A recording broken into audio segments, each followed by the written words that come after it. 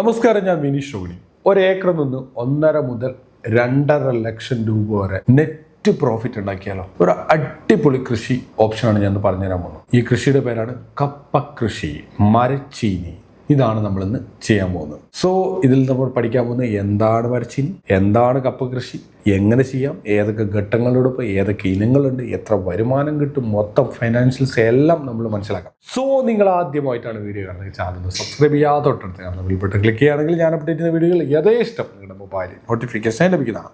എന്തുകൊണ്ട് കപ്പ കൃഷി? ഒന്ന്, കേരളത്തിലെ നമ്പർ 1 ആണ്. ടപ്യൂക്ക പ്രൊഡ്യൂസറാണ് കേരളത്തിൽ ഒരുപാട് ടപ്യോക്ക ചിപ്സ് ഒക്കെ വൻ വൈറലാണ് കേരളത്തിന്റെ. ഡ്രോട്ട് ടോളറൻറ്റ് ഒന്നാമത്തെ പ്രത്യേകത. അതായത് ഈ പറഞ്ഞ ടഫായിട്ടുള്ള സോയിൽ ഉണ്ടല്ലോ, മണ്ണ്, അതിലൊക്കെ ഇത് വർക്ക് ചെയ്യും. എല്ലാ സ്ഥലത്തും ഇത് വളരും. ആ വലിയ പ്രശ്നമുള്ള ഏരിയല്ല. 2, ഉയർന്ന ഡിമാൻഡാണുള്ളത്. Staple food plus chips, sago എല്ലാം നമുക്ക് ഉണ്ടാക്കാൻ പറ്റും. ചിപ്സ് ആണ് മെയിൻലി നമുക്ക് മാർക്കറ്റിൽ നമുക്ക് പോയിക്കൊണ്ടിരിക്കുന്നത്. പിന്നെ ഈ കപ്പ കൊണ്ട് ഒരുപാട് ഐറ്റംസ് ഉണ്ട്. എക്സ്പോർട്ട് കാര്യങ്ങളൊക്കെ ചെയ്യുന്നുണ്ട്. ഞങ്ങളൊക്കെ പണ്ട് കപ്പ കൃഷി നടത്തുമായിരുന്നു. കപ്പ ഏത് ഇനമൊന്നും എനിക്കറിയില്ല, പക്ഷെ അതൊക്കെ ഉണ്ടാക്കിയിട്ട് കപ്പ വാട്ടിയിട്ട് ഉണക്കിയിട്ട് അത് ഇങ്ങനെ നല്ല ചാക്കിലാക്കി വെക്കും. നല്ല ഡിമാൻഡ് വരുമ്പോൾ തട്ടും, നല്ല പൈസ. അങ്ങനെയാണ്, കടകളിലൊക്കെ കൊടുക്കും. അങ്ങനെയാണ്. പിന്നെ സ്റ്റാർച്ച് ഇൻഡസ്ട്രി ഹബ്ബാണ്. ഇൻഡസ്ട്രിയൽ ആൽക്കഹോൾ ആൻഡ് ഗ്ലൂക്കോസ് ഇങ്ങനെയൊക്കെയുള്ള ആവശ്യങ്ങൾക്ക് യൂസ് ചെയ്യാൻ പറ്റുമെന്നാണ് ഐ തിങ്ക്. ഇതൊക്കെ ഞാൻ ഇപ്പോഴാണ് അറിയുന്നത്. കാരണം നമ്മളങ്ങനെ ഒരു എക്സ്പോർട്ട് എന്ന മൈൻഡിലല്ല, ചെറിയ രീതിയിലൊക്കെയാണ് നമ്മൾ കൃഷി നടത്തിക്കൊണ്ടിരിക്കുന്നത്. പിന്നെ ലോ ഇൻവെസ്റ്റ്മെന്റ് ആണ്. ഓൾമോസ്റ്റ് ഒരു 50,000 മുതൽ 80,000 മതി ഒരു ഏക്കറിൽ നമുക്ക് സെറ്റപ്പ് ചെയ്യാൻ വേണ്ടിയിട്ട്. ഇപ്പോൾ ടപ്പിയോക്ക ഹബ്ബാണ്. 2026 കപ്പ മെയിൻ ഡിമാൻഡാണ്. 50% ഇന്ത്യയിൽ നിന്നാണ് ഇത് മാനുഫാക്ചർ ചെയ്യുന്നത്, കൃഷി ചെയ്യുന്നത്. എല്ലാം മാനുഫാക്ചറിങ് ബിസിനസ് മോഡലെല്ലാം മാനുഫാക്ചറിങ് എന്നാണ് നമ്മൾ ചിന്തിക്കുക. സോ 4 ഇനങ്ങളെ കുറിച്ച് നോക്കാം. ശ്രീ ഹർഷ ഒന്നാമത്തെ, 2 ശ്രീ ജയ, എല്ലാം ശ്രീ ആണ്. പിന്നെ H97 H165 എന്ന് പറഞ്ഞിട്ട് വേറൊരു 2 കൂടി. പിന്നെയുള്ളത് Shri Vaishakh, Shri Jaya and Shri Harsha and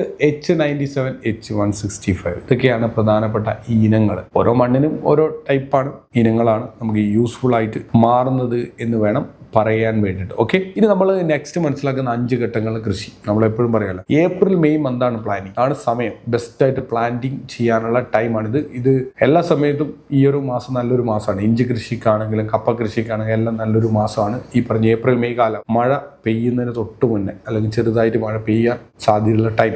so അപ്പോൾ നന്നായിട്ട് മഴ കിട്ടുകയും ചെയ്യും, നന്നായിട്ട് വളരുകയും ചെയ്യും. 6 മുതൽ 11 മാസമാണ് ഇതിന്റെ സൈക്കിള്. അത് എല്ലാവരും ഓർത്തു വെക്കുക. ഒന്ന്, സ്ഥലം തിരഞ്ഞെടുപ്പ്. എപ്പോഴും നല്ല മണ്ണായിരിക്കണം നമ്മൾ തിരഞ്ഞെടുക്കുന്ന ലാൻഡ്. അതുപോലെ തന്നെ മൗണ്ട്സ്, റിഡ്ജസ് ഉണ്ടായിരിക്കണം. 20 മുതൽ 30 സെന്റിമീറ്റർ ഹൈറ്റ് ആയിരിക്കണം. അങ്ങനെ കപ്പ തടവെടുക്കുക, കപ്പക്കുഴി എന്നൊക്കെ പറയുന്നുണ്ട്, അതെടുക്കുക. പിന്നെ അതുപോലെ സ്റ്റെം കട്ടിങ്സ് ഒരു 5000 സെറ്റ്സ് പെർ ഏക്കറിൽ നടാൻ പറ്റും. അതായത് ഇതിന്റെ കപ്പക്കോൽ എന്ന് പറയും. ഇങ്ങനെ കട്ട് ചെയ്ത് നമ്മൾ വെക്കും. അതാണ് നമ്മൾ വെക്കുക. ഓരോ കപ്പക്കുഴിയിൽ നമ്മൾ വെക്കും, കട്ട് ചെയ്തിട്ട് വെക്കും. ഒരു ഏക്കറിൽ 5000 ഒക്കെ വെക്കാൻ പറ്റും. And 4th step is manoeuvre plus weeding. അപ്പം നമുക്ക് അത്യാവശ്യം ചെറിയ രീതിയിലുള്ള വളം കാര്യങ്ങളൊക്കെ ഇതിനകത്ത് ഇടണം കപ്പയ്ക്ക്. പിന്നെ അതുപോലെ തന്നെ സൈഡിൽ കുറേ ഇതൊക്കെ ഉണ്ടാവും, പ്ലാന്റൊക്കെ, ചെറിയ ചെടികളൊക്കെ, അതൊക്കെ പറിച്ച് കളയണം. പിന്നെ ഒന്ന് നല്ല തടവൊക്കെ എടുത്തു കൊടുക്കണം. ഒന്നുകൂടി കുറച്ച് മണ്ണിടണം. അപ്പോൾ അതൊക്കെ നമ്മളൊന്ന് ചെയ്തു കൊടുക്കണം. അപ്പോൾ ഇതൊക്കെ ചെയ്തു കൊടുത്തു കഴിഞ്ഞാൽ പിന്നെ കപ്പ അങ്ങ് തളച്ചങ്ങനെ വളരും. വലിയ കപ്പക്കോലൊക്കെ കപ്പയൊക്കെ ആയി ഭയങ്കര സെറ്റാവും. പിന്നെയാണ് ഗായ്സ് നമ്മൾ 5ാമത്തെ സ്റ്റെപ്പിലേക്ക് പോകുന്നത്. ദാറ്റ് ഈസ്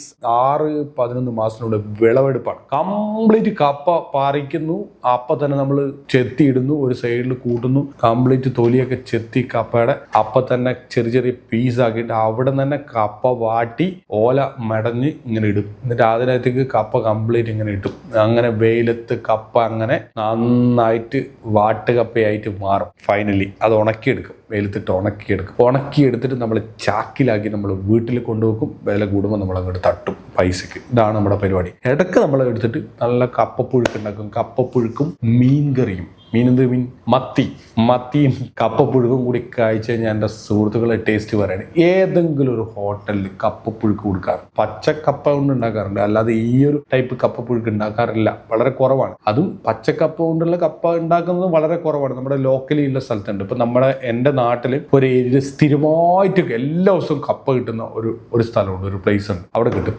സ്ഥിരമായിട്ട് കപ്പയും മീനും കിട്ടുന്ന ഒരു സ്ഥലം. കള്ളുഷാപ്പിൽ കിട്ടും. കള്ളുഷാപ്പല്ല ഞാൻ ഇപ്പോൾ പറഞ്ഞു. ഓക്കെ, ഇനി April May മന്തിലാണ് നമ്മൾ ഇതിന്റെ പ്ലാൻ ചെയ്യുന്ന സമയം. 6 മുതൽ 11 മാസം മറക്കരുത്.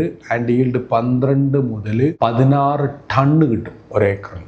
ഇത്രയും ടണ്ണ് കിട്ടും. നമുക്ക് വരുമാനം നോക്കിയാലോ, ഒരേക്കർ കൃഷിയുടെ വരുമാനമാണ് ഓൾമോസ്റ്റ്. മുതൽ മുടക്ക് കോസ്റ്റ് ഒരു 15,000 രൂപ സ്റ്റെം കട്ടിങ് കാര്യങ്ങൾക്കൊക്കെ വേണ്ടിയിട്ട് ഇത് കട്ട് ചെയ്യണ്ട, ഞങ്ങൾക്ക് കട്ട് ചെയ്തെടുക്കണം, ഒരു കപ്പ കോലാക്കി മാറ്റണം. അതുപോലെ തന്നെ ലാൻഡ് പ്രിപ്പറേഷനും മറ്റു കാര്യങ്ങളൊക്കെ ആയിട്ട് 20,000, ലേബർ വീഡിങ് പരിപാടികളൊക്കെ ആയിട്ട് 25,000 ആൻഡ് ടോട്ടൽ സെറ്റപ്പ് ഒരു 60 മുതൽ 80K വരും. ഇത്രയും കോസ്റ്റ് വരും. ഈൽഡ് എന്ന് പറഞ്ഞൊരു 12,000 കിലോ കിട്ടും. അത് ഫ്രഷ് പ്രൈസ് ആണെങ്കിൽ അങ്ങനെ കൊടുക്കുകയാണെങ്കിൽ കപ്പ ഒരു 15 മുതൽ 25 കിട്ടും. ഗ്രോസ് റവന്യൂ ഒരു 2.5 to 3 lakh കിട്ടും. ആൻഡ് ചിപ്സ് പ്രീമിയം ഒക്കെ ആക്കണം 40 kg വാല്യൂ ആഡർ പ്രോഡക്റ്റ് ആക്കി വിറ്റ് വേറെയും പൈസ ഉണ്ടാക്കാൻ പറ്റും. അപ്പോൾ അറ്റ ലാഭം നെറ്റ് റവന്യൂ എന്ന് പറഞ്ഞ ഒരു ഏക്കറിന് 1.5 to 2.5 lakh rupees നമുക്ക് കിട്ടും. അത് വരുമാനമുണ്ട് സുഹൃത്തുക്കളെ. നമ്മൾ ട്രൈ ചെയ്യാത്തതുകൊണ്ട് മെനക്കെടാൻ ആർക്കും സാധിക്കില്ല. മനസ്സിലായില്ലേ? അപ്പോൾ ഇന്ന് രാവിലെ ഞാൻ ഇങ്ങോട്ട് വരുന്ന സമയത്ത് ഒരു കടയിൽ ചായ കുടിക്കായിരുന്നു. അപ്പോൾ അവിടെ ഒരു 2-3 ബാർബർ ഷോപ്പ് ഉണ്ട്. കുറേ ആൾക്ക് കംഫർട്ടൊന്നുമല്ല, പുറത്തുള്ള ആൾക്കാരൊക്കെ വന്നിട്ടാണ് ബാർബേഴ്സ് വർക്ക് ചെയ്യുന്നത്. അപ്പോൾ നാട്ടിൽ ജോലിയില്ലാത്ത എത്രയോ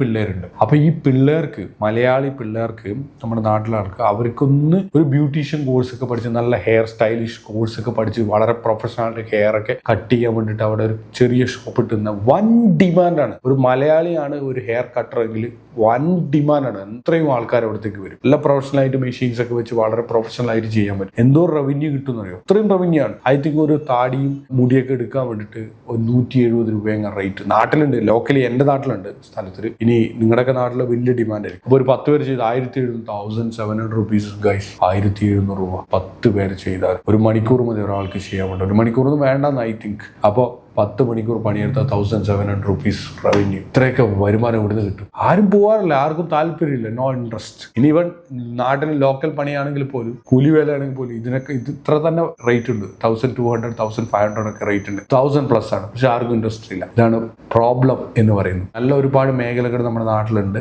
അതൊക്കെ എല്ലാവരും ട്രൈ ചെയ്യുക. കൃഷി നല്ലൊരു ഓപ്ഷനാണ്. ഇനി വിജയത്തിനൊക്കെയുള്ള 5 നുറുങ്ങുകൾ നമുക്ക് എല്ലാ വീഡിയോയിലും പറയുന്നതാണ്. അപ്പോൾ ഇതിലും പറയുന്നു. Number 1 disease free stakes, and number 2 mounds and ridges, and number 3 CMD prevention, and number 4 intercropping ഉത്തമം, and number 5 value addition. അപ്പോൾ എല്ലാം മനസ്സിലായിട്ടുണ്ടോ? അതായത് നമ്മൾ വളരെ ശ്രദ്ധയോട് കൂടിയിട്ട് വലിയ പ്രശ്നങ്ങളൊന്നും ഇല്ലാത്ത രീതിയിൽ മരച്ചീനി നമ്മൾ കൃഷി ചെയ്യുക, കപ്പ നമ്മൾ കൃഷി ചെയ്യുക, മണ്ണ് കൃത്യമായിട്ട് നോക്കുക, അതിനകത്തിടയിലുള്ള കീടങ്ങൾ കാര്യങ്ങളൊന്നും നമ്മൾ ശ്രദ്ധിക്കുക, വളം കൃത്യമായിട്ട് നമ്മൾ ചെയ്യുക, അതുപോലെ നന്നായിട്ട് തടങ്ങളൊക്കെ എടുത്തു കൊടുക്കുക. പിന്നെയുള്ളത് അതിനകത്ത് വരുന്ന കുറേ പ്രശ്നങ്ങളൊക്കെ ഉണ്ട്. ഇപ്പോൾ ഈ പറഞ്ഞ അതായത് കീടങ്ങളാണ് മെയിനായിട്ടുള്ള പ്രശ്നങ്ങൾ. കീടനാശിനി അങ്ങനെയൊന്നും ഉപയോഗിക്കരുത്. നമ്മൾ ജൈവ രീതിയിലുള്ള കുറേ കീടനാശിനി അത് ഉപയോഗിക്കുക. പിന്നെയുള്ളത് ഇടയ്ക്ക് മറ്റുള്ള കൃഷികളൊക്കെ ചെയ്യുക. അപ്പം നമ്മൾ മെയിൻലി കാച്ചിലൊക്കെയാണ് കൃഷി ചെയ്യുക. ചേമ്പ്, മരച്ചീനി, ചേമ്പ് ഒക്കെ നമ്മൾ കൃഷി ചെയ്യും. കാച്ചിലാണ് ഏറ്റവും ബെസ്റ്റ് ആയിട്ടുള്ള ഓപ്ഷൻ. പിന്നെ അതിനിടയിൽ വേണമെങ്കിൽ നമുക്ക് ഇതൊക്കെ കൊടുക്കാൻ പറ്റും. അതായത് കക്കരിയൊക്കെ നമുക്ക് കൊടുക്കാൻ പറ്റും. വെള്ളരി, കക്കരി അതൊക്കെ നമുക്ക് ചെയ്യാൻ പറ്റും. ഇന്റർക്രോപ്പിംഗ് നല്ലൊരു ഓപ്ഷനാണ്. പിന്നെ വെജിറ്റബിൾസ് ഒക്കെ നമുക്ക് ചെയ്യാൻ പറ്റും. കുറേ വെജിറ്റബിൾ ഇലക്കറികൾ, കുറേ ചീര അങ്ങനത്തെ സാധനങ്ങൾ ചെയ്യാൻ പറ്റും. പിന്നെ വാല്യൂ അഡീഷൻ ആയിട്ട് നമ്മൾ കൊടുക്കുക.